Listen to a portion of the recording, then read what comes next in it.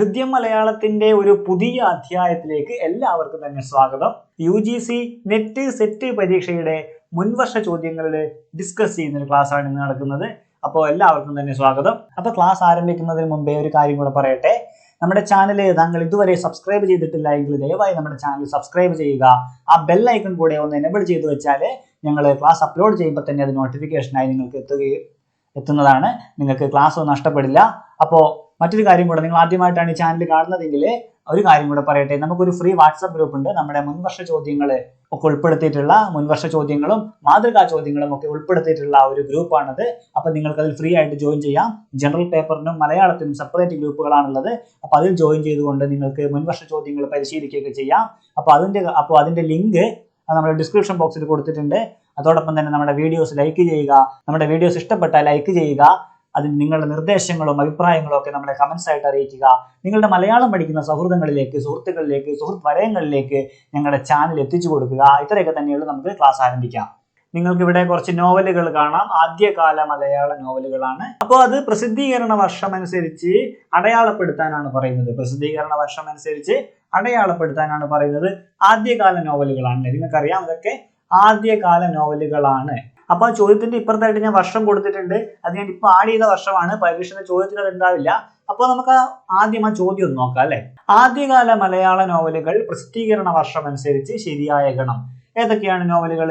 സരസ്വതി വിജയം, ഒന്നാമത്തെ നോവല് സരസ്വതി വിജയം. അക്ബർ, ഇന്ദുമതി സ്വയംവരം, സുകുമാരി, മാർത്താണ്ഡവർമ്മ. ഏതൊക്കെയാണ്? സരസ്വതി വിജയം, അക്ബർ, ഇന്ദുമതി സ്വയംവരം, സുകുമാരി, മാർത്താണ്ഡവർമ്മ. ഈ നോവലുകളെയൊക്കെയാണ് നമ്മൾ കാലക്രമം അനുസരിച്ച് ശരിയായ ഗണത്തിൽ ക്രമപ്പെടുത്തേണ്ടത്.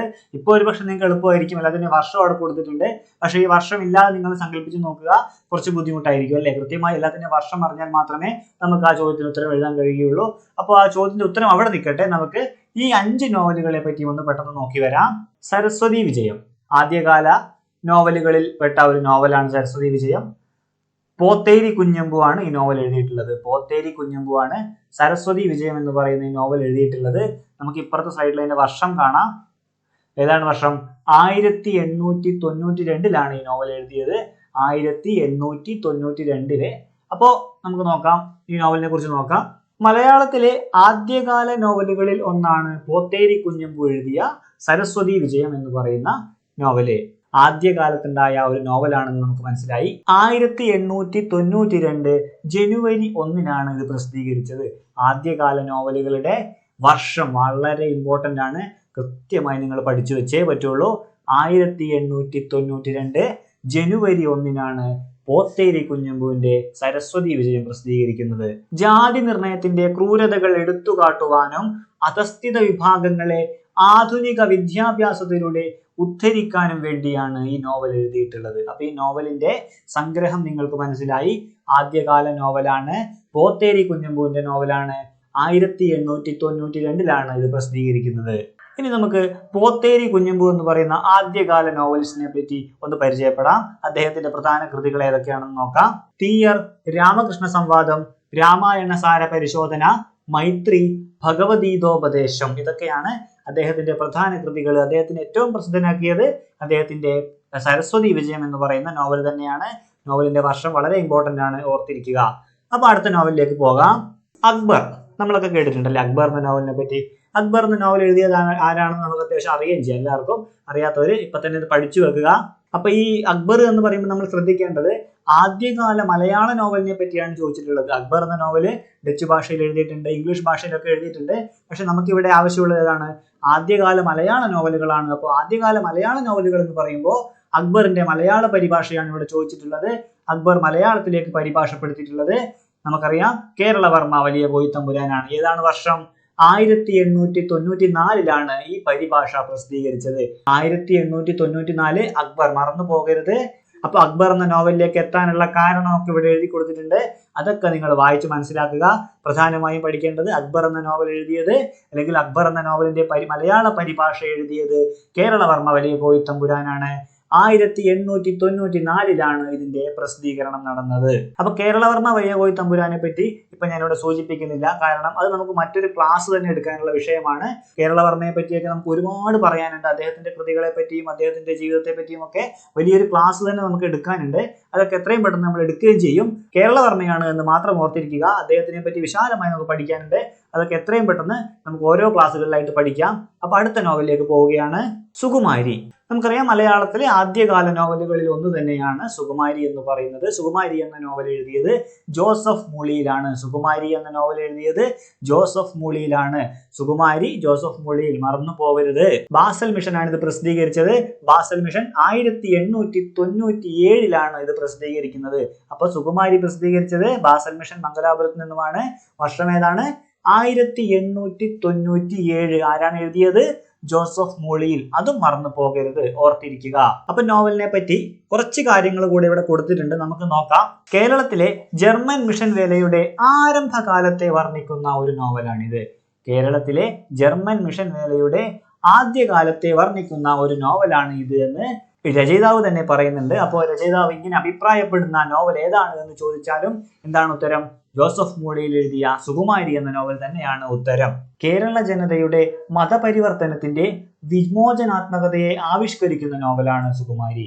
കീഴാള ജനതയുടെ മതപരിവർത്തനത്തിന്റെ വിമോചനാത്മകതയെ ആവിഷ്കരിക്കുന്ന നോവലാണ് സുകുമാരി. മലയാളത്തിന്റെ മതനിരപേക്ഷ ബോധത്തെ ബലപ്പെടുത്തുന്നതിൽ, കേരളത്തിലെ മതനിരപേക്ഷ ബോധത്തെ ബലപ്പെടുത്തുന്നതിൽ മുഖ്യ പങ്കുവഹിച്ച കൃതിയായിരുന്നു സുകുമാരി. അപ്പോൾ അത് അധസ്ഥിത വിഭാഗത്തിന്റെ, കേരളത്തിന്റെ മതനിരപേക്ഷ ബോധത്തെ ഉണർത്തുന്ന ഒരു ആദ്യകാല നോവലാണ് എന്ന് ഓർത്തിരിക്കുക.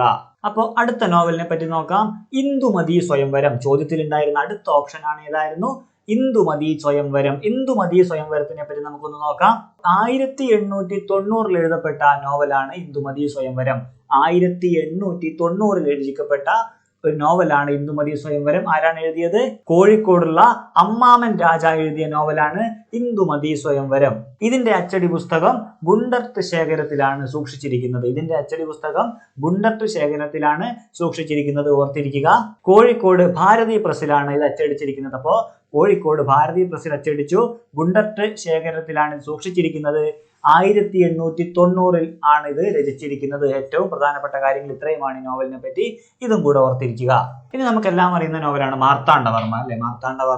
മാർത്താണ്ഡവർമ്മ CV രാമൻപിള്ളയുടെ നോവലാണ്. 1891 ഇത് പ്രസിദ്ധീകരിച്ചത്. 1891 പ്രസിദ്ധീകരിച്ചു. അതിന്റെ ആ കഥയൊക്കെ, മാർത്താണ്ഡവർമ്മയുടെ കഥയൊക്കെ നിങ്ങൾക്ക് ഏറെക്കുറെ അറിയാമായിരിക്കും. അത് കൊടുത്തിട്ടുണ്ട് പുറകെ, നിങ്ങളത് വായിച്ചു നോക്കുക. അപ്പൊ മാർത്താണ്ഡവർമ്മയുടെ വർഷം 1891. അപ്പോൾ ഈ നോവലുകളെയൊക്കെ പറ്റി നമ്മൾ നോക്കി. സരസ്വതി വിജയം, അക്ബർ, ഇന്ദുമതി സ്വയംവരം, സുകുമാരി, മാർത്താണ്ഡവർമ്മ, ഇതിന്റെയൊക്കെ വർഷം നമുക്ക് കിട്ടി.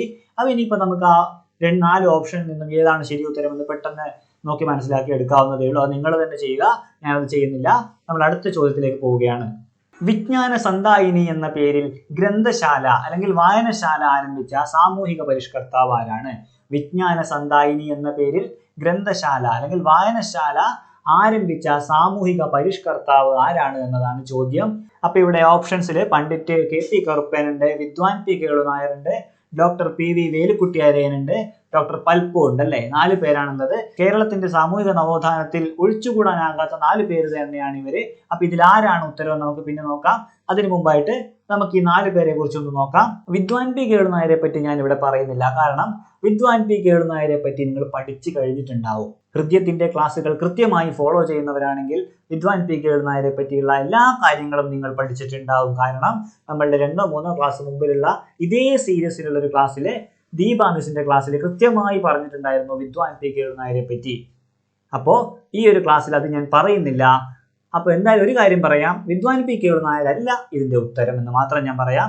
അത് നിങ്ങൾക്ക് മനസ്സിലായിട്ടും ഉണ്ടാവും. നമ്മുടെ ക്ലാസ്സുകൾ കൃത്യമായി ഫോളോ ചെയ്യുന്നവരാണെങ്കിൽ നിങ്ങൾക്കത് മനസ്സിലായിട്ടുണ്ടാവും. ഇനി ആ ക്ലാസ് കാണാത്തവരാണെങ്കിൽ നമ്മുടെ പ്ലേലിസ്റ്റിലുണ്ട്, നിർബന്ധമായി നിങ്ങൾ പഠിക്കുക. വളരെ പ്രധാനപ്പെട്ട നെറ്റ് സെറ്റ് പരീക്ഷകൾക്കൊക്കെ വളരെ പ്രധാനപ്പെട്ട ഒരു വ്യക്തിത്വം തന്നെയാണ് വിദ്വാൻ P കേളുനായർ. അപ്പൊ നമുക്ക് ആദ്യം പണ്ഡിറ്റ് KP കറുപ്പിനെ പറ്റി നോക്കാം. പണ്ഡിറ്റ് KP കറുപ്പിനെ പറ്റി നമുക്കറിയാം. എന്താണ്? മലയാളത്തിലെ പ്രമുഖനായ സാമൂഹിക പരിഷ്കർത്താവായിരുന്നു പണ്ഡിറ്റ് KP കറുപ്പൻ. അദ്ദേഹത്തിന്റെ മുഴുവൻ പേരോടെ കൊടുത്തിട്ടുണ്ട്. കണ്ടത്തിപ്പറമ്പിൽ പാപ്പു കറുപ്പൻ എന്നാണ് അദ്ദേഹത്തിന്റെ മുഴുവൻ പേര്. അദ്ദേഹത്തിന്റെ ഏറ്റവും പ്രശസ്തമായ ഒരു കൃതി ഉണ്ടല്ലോ, നമുക്ക് എല്ലാവർക്കും അറിയാം അല്ലെ, ജാതിക്കുമ്മി അല്ലെ. അദ്ദേഹത്തിന്റെ ഏറ്റവും പ്രശസ്തമായ ഒരു കൃതിയാണ് ജാതിക്കുമ്മി എന്ന് നമുക്ക് എല്ലാവർക്കും അറിയാം. ജാതിയിലെ ഉച്ചനീചത്വങ്ങളെ തുറന്നു കാണിച്ച അദ്ദേഹത്തിന്റെ കൃതിയായിരുന്നു ജാതിക്കുമ്മി എന്ന് പറയുന്നത്. അരയ സമുദായത്തിന്റെ ഉന്നമനത്തിനു വേണ്ടി പണ്ഡിറ്റ് KP കറുപ്പൻ സ്ഥാപിച്ച ശാഖകളാണ് സഭകൾ. കേരള ലിംഗം എന്ന പേരിൽ പണ്ഡിറ്റ് KP കറുപ്പൻ അറിയപ്പെടുന്നു. വളരെ ഇമ്പോർട്ടന്റ് ആയിട്ടുള്ള കാര്യമാണല്ലേ. കേരള ലിംഗം എന്ന പേരിൽ പണ്ഡിറ്റ് KP കറുപ്പൻ അറിയപ്പെടുന്നു. 1938 അദ്ദേഹം മരിച്ചത്. അപ്പോൾ അദ്ദേഹത്തിനെ പറ്റിയുള്ള ഇത്രയും കാര്യങ്ങൾ നോക്കി. അദ്ദേഹത്തിന്റെ സഭകൾ നമ്മൾ പറഞ്ഞു, അദ്ദേഹം തുടങ്ങിയ ശാഖകളുടെ പേരാണ് സഭകൾ. ഇത്രയും സഭകൾ അദ്ദേഹത്തിന്റെ പേരിലുണ്ട്. അപ്പോൾ ചേരുംപടി ചേർക്കാനൊക്കെ തന്നിട്ട് ഒരു പക്ഷേ ഇത് ചോദിക്കാൻ സാധ്യതയുള്ള ചോദ്യം തന്നെയാണ്. കേരള നവോത്ഥാനം ഒരു വിഷയം തന്നെയാണ് നമുക്ക്. അപ്പൊ അതും കൂടെ പഠിച്ചു വെക്കുക. ഇനി അദ്ദേഹത്തിന്റെ ജീവിതത്തിലെ സംഭവ വികാസങ്ങൾ കാലക്രമത്തിൽ കൊടുത്തിരിക്കുകയാണ്. ഇത് വളരെ ഇമ്പോർട്ടന്റ് ആയിട്ടുള്ള കാര്യമാണ് കേട്ടോ. ഒരുപക്ഷെ അദ്ദേഹത്തിന്റെ ജീവിതത്തിൽ സംഭവിച്ച കാര്യങ്ങൾ ഓർഡർ ആക്കി എഴുതാൻ, കാലക്രമത്തിൽ എഴുതാൻ, നമ്മൾ നോവലിൽ കണ്ടു അല്ലെ, ആദ്യകാലത്ത് ഇറങ്ങിയ നോവലുകളെ കാലക്രമത്തിൽ അടയാളപ്പെടുത്താൻ ചോദിച്ചു. അതുപോലെ തന്നെ അദ്ദേഹത്തിന്റെ പണ്ഡിറ്റ് KP കറുപ്പന്റെ ജീവിതത്തിൽ ഉണ്ടായ കാര്യങ്ങളെ കാലക്രമത്തിൽ അടയാളപ്പെടുത്താൻ ഒരു പക്ഷെ ചോദിച്ചാൽ ഇത് കൃത്യമായി നമുക്ക് എഴുതാൻ കഴിയണം. 1907 അരയ സമാജം സ്ഥാപിച്ചു. 1907 അരയ സമാജം സ്ഥാപിച്ചു. 1913 കൊച്ചി കായൽ സമ്മേളനം നടത്തി. വളരെ ഇമ്പോർട്ടന്റ് ആണ്. 1913 കൊച്ചി കായൽ സമ്മേളനം നടത്തി. 1914 കൊച്ചിയിൽ പുലയ മഹാസഭ രൂപീകരിച്ചു. 1914 പുലയ മഹാസഭ രൂപീകരിച്ചത്. അങ്ങനെ എല്ലാം ഓർഡർ ആയിട്ട് ഇവിടെ കൊടുത്തിട്ടുണ്ട്. അപ്പൊ ഇതൊക്കെ നിങ്ങൾ ആ ഓർഡർ ആയിട്ട് തന്നെ വർഷം അടക്കം എഴുതി പഠിച്ചു വെക്കുക. പണ്ഡിറ്റ് KP കറുപ്പനെ പറ്റി പഠിച്ചത് ഇപ്പൊ നെറ്റിന് നിങ്ങൾക്ക് ഉപകാരപ്പെട്ടില്ലെങ്കിൽ പക്ഷെ സെറ്റിന് അത് ക്വസ്റ്റൻ ആയിട്ട് വരും. സെറ്റിന് അത് വന്നില്ലെങ്കിൽ തീർച്ചയായിട്ടും ഒരു PSC പരീക്ഷയ്ക്ക് എന്തായാലും വരും. അപ്പോൾ അതൊരിക്കലും ഒരു നഷ്ടമാവില്ല. അപ്പൊ നമ്മൾ ബാക്കി കാര്യങ്ങളിലേക്ക് പോവുകയാണ്. അദ്ദേഹത്തിന്റെ പ്രധാന കൃതികൾ ഇവിടെ കൊടുത്തിട്ടുണ്ട്. എല്ലാം ഒന്നും ഞാൻ വായിക്കുന്നില്ല.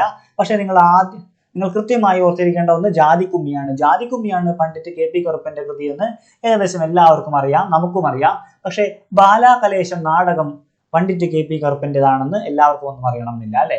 ഒരുപക്ഷെ അത് ചോദിച്ചേക്കാം, ചേരുംപടി ചേർക്കാനൊക്കെ ചോദിച്ചേക്കാം. ബാലാകലേശം നാടകം പണ്ഡിറ്റ് KP കറുപ്പൻ ഇമ്പോർട്ടന്റ് ആണ്. ബാക്കിയൊക്കെ നിങ്ങൾ വായിച്ചു നോക്കുക. എല്ലാം ഒന്നും ഞാൻ വായിക്കുന്നില്ല. ജാതിക്കുമ്മിയും ബാലാകലേശവും വളരെ ഇമ്പോർട്ടന്റ് ആയിട്ടുള്ളതാണ്. അത് തീർച്ചയായും നിങ്ങൾ പഠിച്ചു വെക്കണം. ഞാനിപ്പോൾ ഇവിടെ കുറച്ച് നേരത്തേക്ക് എന്നെ മറച്ചിട്ടുണ്ട്. നിങ്ങൾക്ക് അത് എഴുതിയെടുക്കാനോ സ്ക്രീൻഷോട്ട് എടുക്കാനോ ഒക്കെ വേണ്ടിയിട്ടാണത്.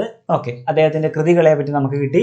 ജാതിക്കുമ്മിയും ബാലാകലേശവും ഒരിക്കലും മറന്നു പോകരുത്, രണ്ട് കൃതികൾ. ബാക്കി കൃതികളും ഇമ്പോർട്ടന്റ് അല്ല എന്ന് പറയുന്നില്ല, അതും കൂടെ ഒന്ന് പഠിച്ചു വെക്കുക. ഡോക്ടർ PV വേലുക്കുട്ടി അരയൻ അരയ സമുദായത്തിന്റെ നവോത്ഥാന നായകനാണ് അദ്ദേഹം. അരയ സമുദായത്തിന്റെ നവോത്ഥാന നായകനായിരുന്നു. 1894 മാർച്ച് 11 അദ്ദേഹം ജനിച്ചത്. 1894 മാർച്ച് 11 അദ്ദേഹം ജനിച്ചു. ജന്മസ്ഥലം ആലപ്പാട്ട് അദ്ദേഹം ജനിച്ചു. അവിടെ ഉത്തരം എഴുതിയിട്ടുണ്ടല്ലേ, അവിടെ ഉത്തരമായിട്ട് എഴുതിയിട്ടുണ്ട്. വേലുക്കുട്ടി അരയൻ സ്ഥാപിച്ച വായനശാലയാണ് അല്ലെങ്കിൽ ഗ്രന്ഥശാലയാണെന്ന് വിജ്ഞാന സന്ധായിനി ആരംഭിച്ചത് ഡോക്ടർ PV വേലുക്കുട്ടി അരയനാണ്. അപ്പൊ നമുക്ക് ആ ചോദ്യത്തിനുള്ള ഉത്തരം അവിടെ കിട്ടിക്കഴിഞ്ഞിരിക്കുകയാണ്. അദ്ദേഹത്തിനെ പറ്റി ബാക്കി കാര്യങ്ങളും കൂടെ കൊടുത്തിട്ടുണ്ട്, നമുക്ക് നോക്കാം. അദ്ദേഹത്തെ പറ്റി കൊടുത്തിട്ടുള്ള കാര്യങ്ങളൊന്ന് പെട്ടെന്ന് വായിച്ചു നോക്കുക, സ്ക്രീൻഷോട്ട് എടുക്കുക. അദ്ദേഹത്തെ പറ്റി കൊടുത്തിട്ടുള്ള കാര്യങ്ങൾ നിങ്ങളൊന്ന് വായിച്ചു നോക്കുക, സ്ക്രീൻഷോട്ട് എടുത്തോ നോട്ട് എഴുതിയെടുത്തോ നിങ്ങൾ പഠിച്ചു വെക്കുക. അദ്ദേഹത്തെ പറ്റി കൊടുത്തിട്ടുള്ളത് വേലുക്കുട്ടി അരയൻ സ്ഥാപിച്ച സംഘടനകൾ കൊടുത്തിട്ടുണ്ട്. അരയ വംശ പരിപാലന യോഗം, അരയ സർവീസ് സൊസൈറ്റി, അഖില തിരുവിതാംകൂർ നാവിക തൊഴിലാളി സംഘം, തിരുവിതാംകൂർ മിനറൽ വർക്കേഴ്സ് യൂണിയൻ. സമസ്ത കേരളീയ അരയ മഹാജന യോഗം സ്ഥാപിച്ചത് വേലുക്കുട്ടി അരയനാണ്. സമസ്ത കേരളീയ അരയ മഹാജന യോഗം സ്ഥാപിച്ചത് വേലുക്കുട്ടി അരയനാണ്. ചെമ്മീൻ ഒരു നിരൂപണം എന്ന കൃതി രചിച്ചത് വേലുക്കുട്ടി അരയനാണ്. വളരെ ഇമ്പോർട്ടന്റ് ആണ്. ചെമ്മീൻ ഒരു നിരൂപണം എന്ന കൃതി രചിച്ചത് വേലുക്കുട്ടി അരയനാണ്. ചെമ്മീൻ ഒരു നിരൂപണം എന്ന കൃതി രചിച്ചത് വേലുക്കുട്ടി അരയനാണ്. വളരെ ഇമ്പോർട്ടന്റ് ആയിട്ടുള്ള കാര്യം തന്നെയാണത്. അതും കൂടെ നിങ്ങളൊന്ന് പഠിച്ചു വെക്കുക. ഇനി ഡോക്ടർ പൽപ്പു ആണല്ലേ. ഇന്ത്യൻ ചരിത്രത്തിലെ നിശബ്ദനായ വിപ്ലവകാരി എന്ന് സരോജിനി നായിഡു വിശേഷിപ്പിച്ചത് അദ്ദേഹത്തെയാണ്. ഇന്ത്യൻ ചരിത്രത്തിലെ നിശബ്ദനായ വിപ്ലവകാരി എന്ന് സരോജിനി നായിഡു വിശേഷിപ്പിച്ചത് ആരെയാണ്? ഡോക്ടർ പൽപ്പുവിനെയാണ്. സാമൂഹിക നവോത്ഥാന നേതാക്കളിൽ ഒരാളായിരുന്നു ഡോക്ടർ പൽപ്പു. ഇനി ഏറ്റവും ഇമ്പോർട്ടന്റ് ആയിട്ടുള്ള ഒരു കാര്യം, ഡോക്ടർ പൽപ്പു എന്ന ജീവചരിത്രം എഴുതിയത് ആരായിരുന്നു? CK ഗംഗാധരനാണ് ഡോക്ടർ പൽപ്പു എന്ന് പറയുന്ന ജീവചരിത്രം എഴുതിയത്. കാരണം നമുക്ക് ഇങ്ങനെയുള്ള ചോദ്യങ്ങളാണ് നമ്മൾ പ്രതീക്ഷിക്കേണ്ടത് അല്ലേ. അദ്ദേഹം ഒരു സാമൂഹിക നവോത്ഥായകനായിരുന്നു, നമുക്ക് എല്ലാവർക്കും അറിയാം. ഇന്ത്യൻ ചരിത്രത്തെ നിശബ്ദനായ വിപ്ലവകാരി എന്ന് സരോജിനി നായിഡു വിശേഷിപ്പിച്ചിട്ടുണ്ടെന്ന് നമുക്കറിയാം. ഒരു പക്ഷേ നമുക്കറിയാത്ത കാര്യമായിരിക്കാം ഡോക്ടർ പൽപ്പു എന്ന് പറയുന്ന ജീവചരിത്രം എഴുതിയത്. ഡോക്ടർ പൽപ്പുവിന്റെ ജീവചരിത്രം എഴുതിയത് ഒരു പക്ഷേ ആരാണ് നമുക്ക് അറിയില്ലായിരിക്കും. അത് തന്നെയായിരിക്കും ചിലപ്പോൾ ഒരു പക്ഷെ ചോദ്യമായി പരീക്ഷയ്ക്ക് വരിക. ഇനി അത് വന്നാൽ കൃത്യമായി നമുക്ക് എഴുതാൻ കഴിയണം, ഡോക്ടർ പൽപ്പു എന്ന ജീവചരിത്രം എഴുതിയത് CK ഗംഗാധരനാണ്. ഡോക്ടർ പൽപ്പു എന്ന ജീവചരിത്രം എഴുതിയത് CK ഗംഗാധരനാണ്. അത് കൃത്യമായിട്ട് പഠിച്ചു വെക്കുക. അടുത്ത ചോദ്യത്തിലേക്ക് പോകാം. ഈ ചോദ്യത്തിലേക്ക് തിരിച്ചു പോകേണ്ട കാര്യമില്ല, പക്ഷെ നമുക്ക് ഉത്തരം കിട്ടിക്കഴിഞ്ഞു അല്ലേ? നമുക്ക് ഉത്തരം കിട്ടിക്കഴിഞ്ഞു. വിജ്ഞാന സന്ധായിനി എന്ന് പറയുന്ന ഗ്രന്ഥശാല ആരംഭിച്ചത് ആരാണെന്നുള്ള ഉത്തരം നമുക്ക് കിട്ടിക്കഴിഞ്ഞു. അപ്പൊ നമുക്ക് ഇനി അടുത്ത ചോദ്യത്തിലേക്ക് പോകാം. വളരെ എളുപ്പമുള്ളൊരു ചോദ്യമാണ് അല്ലേ? വളരെ എളുപ്പമുള്ളൊരു ചോദ്യമാണ്. നമുക്കൊരു റിഫ്രഷ്മെന്റ് ഒക്കെ ആവുന്ന ചോദ്യമാണ്. പരീക്ഷാ ഹാളിലെ കഥകളിയുടെ ചടങ്ങുകൾ ക്രമത്തിൽ അടയാളപ്പെടുത്താനാണ്. ഞാനിവിടെ കഥകളിയുടെ ചടങ്ങുകൾ ക്രമത്തിൽ താഴെ കൊടുത്തിട്ടുണ്ട്. അത് നിങ്ങൾ ആദ്യം ഒന്ന് നോട്ട് ചെയ്ത് വെക്കുക, പഠിച്ചു വെക്കുക.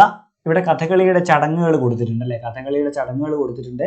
കേളി, അരങ്ങുകേളി, തോടയം, വന്ദന ശ്ലോകം, പുറപ്പാട്, മേളപദം, കഥാരംഭം, ധനാശി. ഇത് നിങ്ങൾ കൃത്യമായി ഈ ഓർഡർ തന്നെ പഠിച്ചു വെക്കുക. ഇതിനിടയിൽ എവിടെ എങ്ങനെ തിരിച്ചു മറിച്ച് ചോദിച്ചാലും ഈ ഒരു ഓർഡറിലേക്ക് നമുക്കത് മാറ്റാൻ കൃത്യമായി സാധിക്കണം. കേളി, അരങ്ങുകേളി, തോടയം, വന്ദന ശ്ലോകം, പുറപ്പാട്, മേളപദം, കഥാരംഭം, ധനാശി. ഇവിടെ ചോദ്യത്തിൽ കാണാം കേളി എന്ന് പറയുന്നത് ഓപ്ഷൻ ഡി ആണ്. അപ്പൊ ഡി എന്ന് സ്റ്റാർട്ട് ചെയ്യുന്ന ഒരൊറ്റ ഓപ്ഷൻ മാത്രമേ അവിടെ ഉള്ളൂ, അത് ഓപ്ഷൻ 4 ആണ്. അപ്പൊ നമുക്ക് ഉത്തരം കിട്ടിക്കഴിഞ്ഞു അല്ലെ? കേളിയാണ് ആദ്യം എന്ന് അറിയുന്ന ഒരാൾക്ക് അതിന്റെ ഉത്തരം സുഖമായി എഴുതാവുന്നതേ ഉള്ളൂ. അപ്പോൾ നിങ്ങൾ ആ ഒരു കഥകളിയുടെ ആ ഒരു ചടങ്ങുകൾ കൃത്യമായ ഓർഡറിൽ ഒന്ന് പഠിച്ചു വെക്കുക. അപ്പൊ ഇന്ന് ഇത്രയേ ഉള്ളൂ. 3 ചോദ്യങ്ങളാണ് നമ്മൾ പരിചയപ്പെട്ടത്. 3 ചോദ്യങ്ങൾ പരിചയപ്പെട്ടു, അതിന്റെ ഉത്തരം പറഞ്ഞു എന്ന് മാത്രമല്ല അല്ലെ? 3 ചോദ്യങ്ങൾ പരിചയപ്പെട്ടു, അതിന്റെ ഓപ്ഷൻസ് പരിചയപ്പെട്ടു. ആ ഓപ്ഷൻസുമായി ബന്ധപ്പെട്ട കുറച്ച് കൂടുതൽ കാര്യങ്ങൾ നമ്മൾ നോക്കി. അപ്പോൾ ഒരു ചോദ്യം നമ്മളിപ്പോൾ ഈ വർഷം കഴിഞ്ഞ വർഷം ഒരു ചോദ്യം വന്നാൽ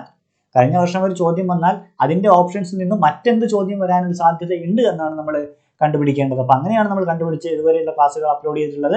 അപ്പൊ ഇനിയും അത് തുടരും. അപ്പൊ ഇന്ന് നമ്മൾ 3 ചോദ്യങ്ങൾ പരിചയപ്പെട്ടു, അതുമായി ബന്ധപ്പെട്ട കുറച്ച് കാര്യങ്ങൾ നോക്കി, അതുമായി ബന്ധപ്പെട്ട് ഇനി എന്ത് ചോദ്യം വരാൻ സാധ്യതയുണ്ട് എന്ന് നമ്മൾ നോക്കി. അപ്പോൾ അത്രയൊക്കെ തന്നെ ഇന്നുള്ളൂ. അപ്പോൾ അടുത്ത ക്ലാസ്സിൽ കാണും വരെ എല്ലാവർക്കും നന്ദി, നമസ്കാരം.